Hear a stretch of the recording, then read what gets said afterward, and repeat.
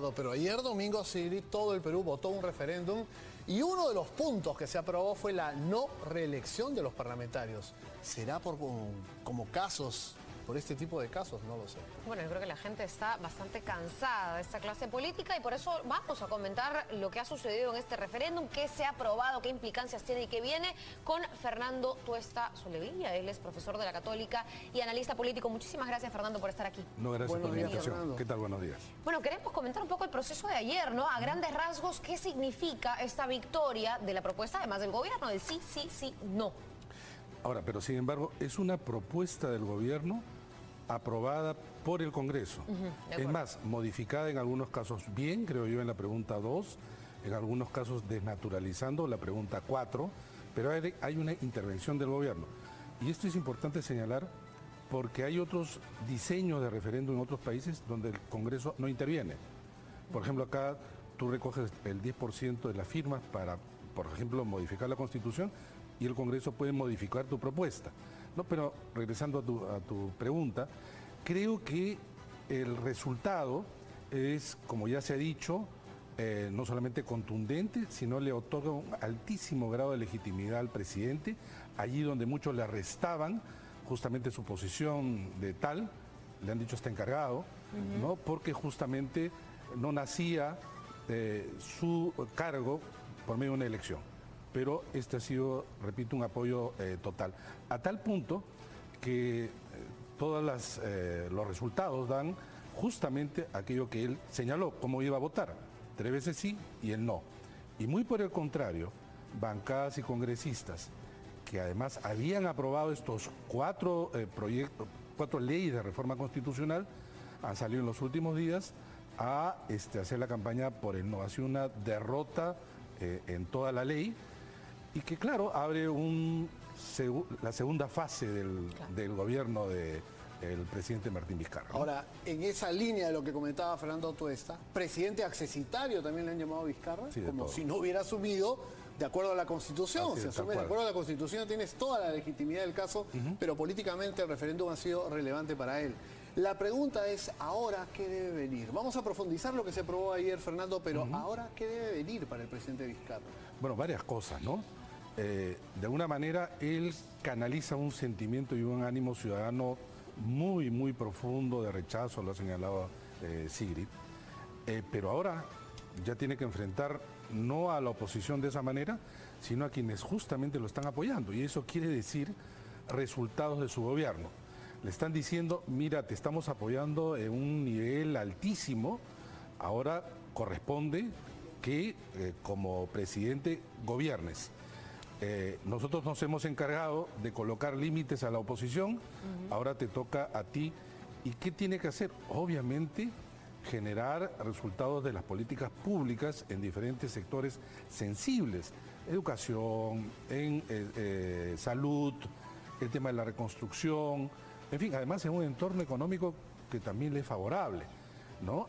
Ahora, el presidente, sin embargo, se ha ubicado no solamente en relación a la lucha contra lo que la gente estima que es una oposición obstruccionista y que de alguna manera cubre también a los corruptos.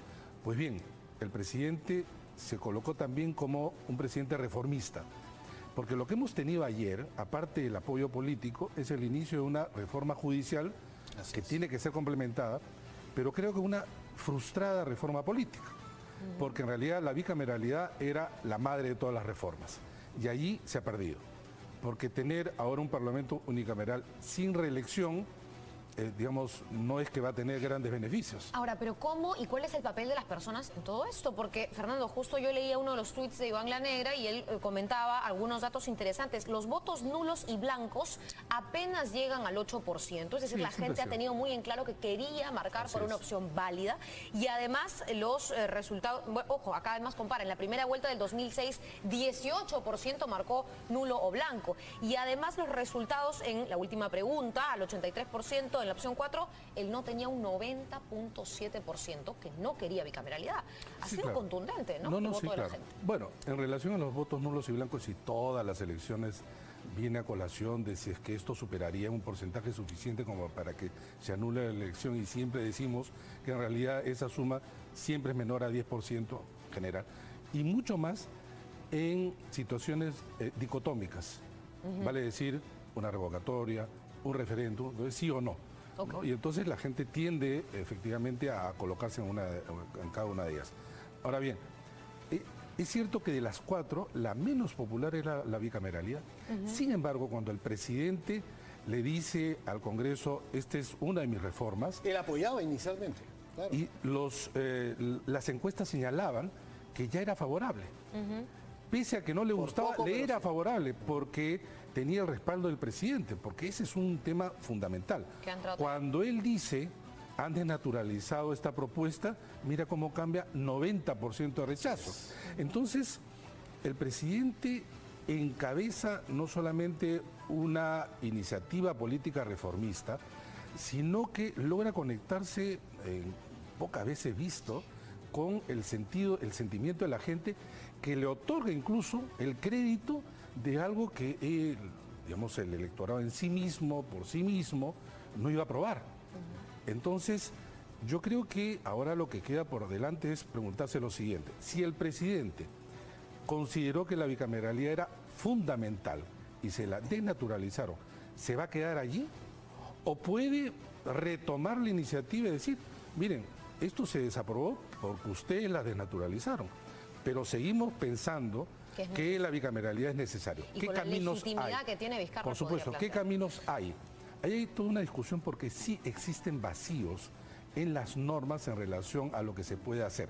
Por ejemplo, y yo también lo he comentado, en términos de que no se puede modificar una reforma que ha sido votada en contra en los próximos 2 años.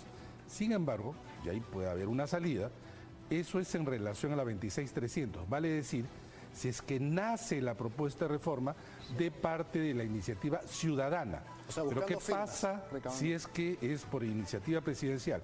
Hay una interpretación. Algunos podrían decir, bueno, una de las salidas es que el presidente pueda proponer nuevamente, digamos, un diseño de bicameralidad donde diga además lo siguiente: no solamente es retirar esto, si es que en una disposición transitoria en que aquella bicameralidad no pueda participar de ninguna manera, en ningún caso, de ninguna de las formas, los congresistas que están ahora en este periodo. Fernando, ¿no? Tú has señalado que ha sido un triunfo político para el presidente Vizcarra el resultado de ayer. Quienes hicieron campaña por el no, han quedado muy mal, han quedado muy abajo, pero la pregunta que yo formulaba respecto a qué viene, tiene el siguiente sustento.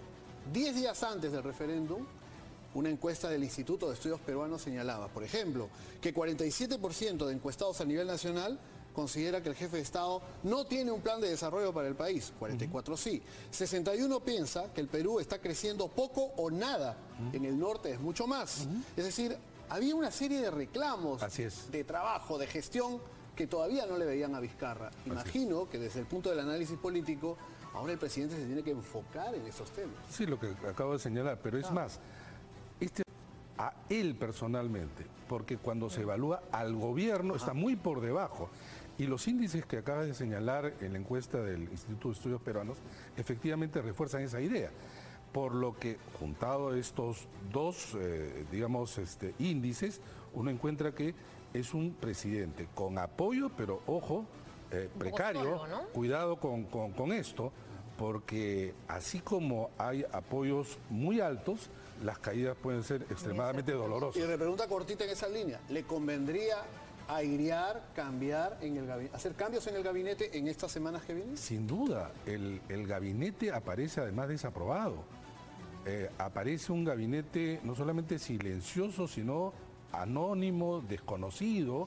No existe además un equipo que acompañe al presidente y que la gente sienta que es un gobierno, no solamente un presidente, que es fundamental. Fernando, comentabas un poco que la última pregunta, que era la que se ha votado por el no, digamos, dice que ha ganado, podría dejar el tema de la bicameralidad pendiente. Sí. En estos años que nos quedan en realidad del gobierno, ¿qué podría pasar con el Congreso? Porque lo que opina, y lo comentábamos un poquito antes de la entrevista, Víctor Andrés García Belaúnde más bien ya adelantaba su opinión diciendo deberíamos autodisolvernos, porque el resultado de este referéndum en realidad lo que hace es dejar muy bien parado al gobierno, pero deja muy mal parado y con cero legitimidad al Congreso de la República. Bueno, entonces allí se une a lo anterior. No existe la figura de la autodisolución, no existe la figura en la Constitución. Sin embargo, ¿qué podría hacer, por ejemplo, el Congreso?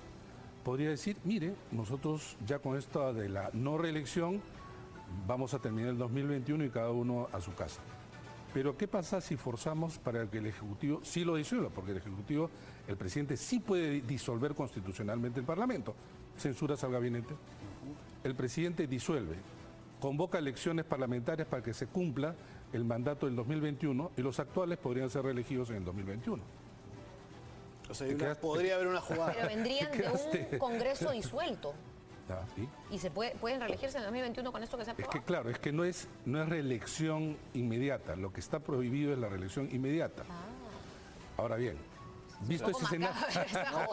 Lo que está haciendo es una jugada. Él dice que yo no sé si y convocamos elecciones. No, es que él no dice. La Constitución señala que si es que el presidente disuelve el Congreso en el mismo decreto, convoca elecciones en el plazo de 4 meses, dentro de los 4 meses. Entonces sale elegido un nuevo Congreso, digamos, ¿no? Donde no está ninguno de los 130, pero este Congreso nuevo completa el mandato del 2021 y los actuales podrían ser candidatos en 2021. Vemos entonces que hay muchos temas que derivan de este referéndum y vamos a tener oportunidad, Fernando, en los próximos días de seguir encontrando estas zonas grises. Hay varias. O anuncios. Está dando un poco ideas de lo que podría pasar. No, porque el otro tema es que, claro, si haces esto, uno podría decir, entonces que el presidente no pise el palito y no disuelve el Congreso, pero ahí hay otros escenarios que se pueden abrir. Claro. Por ejemplo, la bicameralidad, porque si es que introduces la bicameralidad y dices en una disposición transitoria que los actuales no pueden candidatear, esto se cierra, ¿no? Confrontación. Bien, tendremos oportunidad, Fernando, de seguir analizando todo lo que se derive. Va a haber un mensaje a la Nación que ha preanunciado el presidente Vizcarra y sin duda allí sabremos qué viene luego del referéndum y va a ser importante contar con tu análisis político. Muchas gracias. Muchísimas gracias. Nosotros vamos pasando a otra información que tiene mucho que ver con la actualidad política, porque Punto Final